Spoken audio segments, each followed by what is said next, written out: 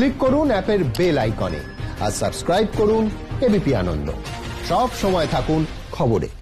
দলীয় নেতাকে খুনের অভিযোগে 12 ঘন্টার বাগনান বন্ধের ডাক বিজেপির। অপ্রীতিকর পরিস্থিতি এড়াতে বাগনানে নামানো হয়েছে প্রচুর পুলিশ। মোতায়েন র্যাব, জল কামান। রয়েছেন হাওড়া গ্রামীণের পদস্থ পুলিশ কর্তারা। অধিকাংশ দোকান এদিন খোলেনি। 6 নম্বর জাতীয় সড়কে স্বাভাবিক রয়েছে যান চলাচল। বন্ধের বিরোধিতায় সকালে পথে নামে তৃণমূল। বাগনান স্টেশন চত্বরে বিক্ষোভ দেখান তৃণমূল কর্মীরা। গুলিবিদ্ধ বিজেপি নেতা কিঙ্কর মাঝির মৃত্যু ঘিরে গতকাল অগ্নিগর্ভ হয়ে ওঠে বাগনান। দফায় দফায় হয় অবরোধ। মূল অভিযুক্তর বাড়ি ভাঙচুরের পর আগুন ধরিয়ে দেওয়া হয়। ঘটনার পর থেকে তার বাড়ির সামনে পুলিশি প্রহরা বসেছে।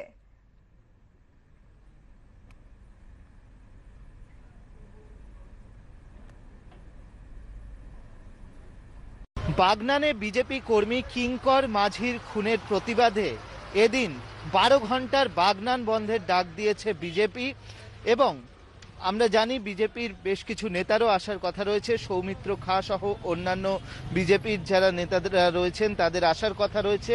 অন্যদিকে আমরা দেখতে পাচ্ছি যে বাগনান ঢোকার মুখেই কিন্তু প্রচুর পুলিশ দেওয়া হয়েছে। এখানে বাইক নিয়ে যারা ঢুকছেন তাদেরকে চেক করা হচ্ছে। পুলিশ কর্মীরা রয়েছেন ঠিক এই জায়গা থেকে, হাই রোড থেকে এই রাস্তায় বাগনানে ঢুকছে। সোজা চলে গেলে শ্যামপুর গাদিয়ারা যাওয়া যায় এবং এই বাগনানে ঢোকার মুখে প্রচুর পুলিশ কর্মী মোতায়েন করা হয়েছে। এবং সেই সঙ্গে আমরা দেখতে পাচ্ছি যে র্যাব রয়েছে, একজন আইপিএস অফিসার দায়িত্বে রয়েছেন। তারা কিন্তু কারা বাগনানে ঢুকছেন সেদিকে নজরদারি চালাচ্ছেন। এই মুহূর্তে কিছু দোকান এখানে দেখতে পাচ্ছি যে খোলা রয়েছে, কিছু দোকান বন্ধ রয়েছে। কিন্তু বাইরে থেকে যাতে কেউ না ঢোকেন, এখানে যাতে কোনো গন্ডগোল তৈরি না হয় সেই কারণে এখানে কিন্তু পুলিশ কর্মীরা তারা চেকিং এর দায়িত্বে রয়েছেন এবং তারা চেক করছেন। এবং যদি কেউ প্রয়োজনীয় কাগজপত্র দেখাতে পারে তবেই তাদেরকে বাগনানে ঢুকতে দেওয়া হচ্ছে। না হলে পুলিশ কর্মীরা জানিয়ে দিচ্ছেন যে বহিরাগত কেউ যদি এখানে সমস্যা তৈরির চেষ্টা করে সেক্ষেত্রে কিন্তু তাদেরকে আটকে দেওয়া হবে, এমনটাই জানা যাচ্ছে। ক্যামেরায় সন্দীপ সাধুখার সঙ্গে অর্ণব মুখোপাধ্যায়, এবিপি আনন্দ, বাগনান। বিজেপির রাজ্য সভাপতি দিলীপ ঘোষ এ প্রসঙ্গে কি জানিয়েছেন শুনবো। পাল্টা তৃণমূল বিধায়ক অরুণাভ সেন কি জানিয়েছেন শুনবো। বাগনানে যে কর্মীকে আমাদের গুলি করা হয়েছিল, মৃত্যুর সঙ্গে লড়াই করতে করতে গতকাল দুপুরে মারা গেছেন। ঠিক সেই রকম সীতায় একজন কর্মী মারা গেছেন, মেদিনীপুরে একজন মারা গেছেন, এখানে একজন কর্মী খুন হয়েছেন। পুজোর মধ্যেও এই খুন খারাপই চলেছে। কারণ আমার মনে হয় সরকার হয় ইচ্ছা করে করছে, নাহলে প্রশাসনের উপরে কোনো কন্ট্রোল সরকারের নাই। আর যারা দুর্বৃত্ত, যারা সমাজ বিরোধী, তারা দাপিয়ে বেড়াচ্ছে, সাধারণ মানুষকে খুন করছে।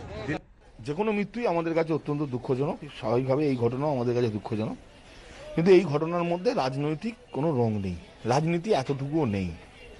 এই ঘটনা সম্পূর্ণভাবে পারিবারিক বিবাদকে কেন্দ্র করে, এবং যে ব্যক্তি এই ঘটনা ঘটিয়েছেন তার নাম সম্ভবত পরিতোষ। সে একজন ক্রিমিনাল। সে অষ্টমীর দিন এলাকায় আসে, জমি সংক্রান্ত কেন্দ্র করে বিবাদ শুরু হয় এবং সেই বিবাদের জেরে সে গুলি চালিয়ে দেয়। কিন্তু এই বেনাপুরের ঘটনা নিয়ে সাধারণ মানুষের মধ্যে মনে হয়েছে যে এটা শুধুমাত্র রাজনৈতিক ফায়দা লোটার জন্য একটা মৃতদেহকে নিয়ে রাজনীতি করা। এই মৃতদেহকে নিয়ে এই ঘৃণ্য রাজনীতির বিরুদ্ধে আমরা এবং সমগ্র বাগনানবাসী ধিক্কার জানাচ্ছি।